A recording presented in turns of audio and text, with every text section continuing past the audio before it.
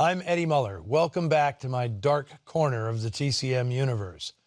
Since Noir Alley began, we've offered both esteemed examples of film noir and more than a few relative obscurities.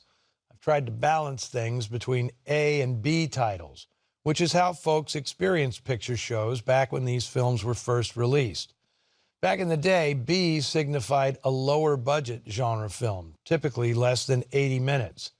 Today's movie, Desperate, is a bona fide B from 1947, only 73 minutes and made on a minuscule budget. But when it came to advancing the film noir movement, Desperate had outsized significance. It was the first in a series of exceptional noir dramas directed by Anthony Mann, arguably the greatest American-born director in a genre dominated by European directors. Mann had worked as an assistant director on Broadway and served his movie apprenticeship under David O. Selznick.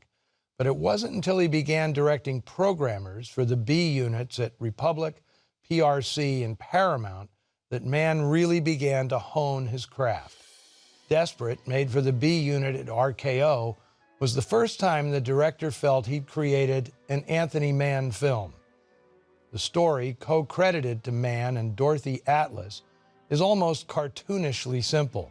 You could drive a truck through some of the plot holes, but its simplicity plays to Mann's strengths, creating dynamic life-and-death confrontations that feel both mythic and scarily intimate.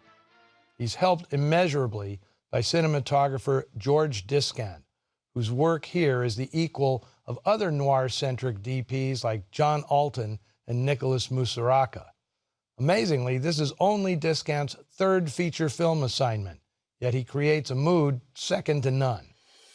Actor Steve Brody is a familiar face in Noir Alley, having appeared in Out of the Past, Crossfire, and Armored Car Robbery. But today's film was Brody's first starring role.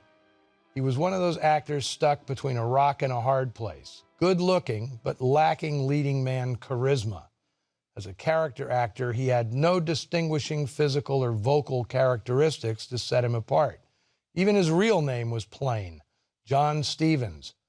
But once he changed his name to Steve Brody, after the New York bookmaker and daredevil who had jumped off the Brooklyn Bridge as a publicity stunt, he never looked back.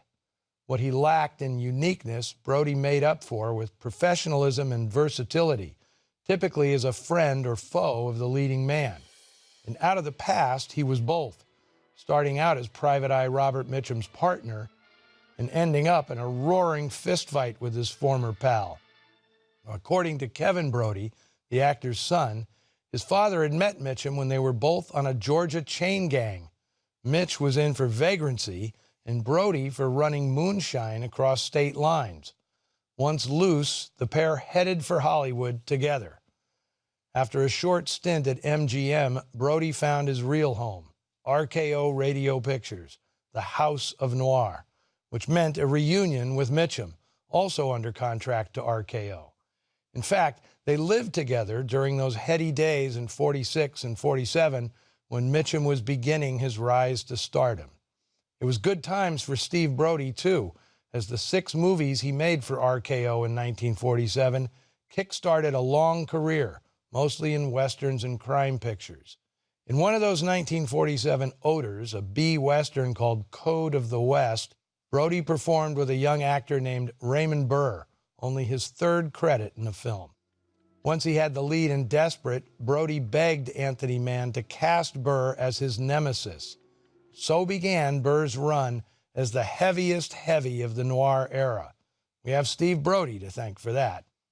From 1947, with a screenplay by Harry Essex and additional dialogue by Martin Rankin, here is Desperate.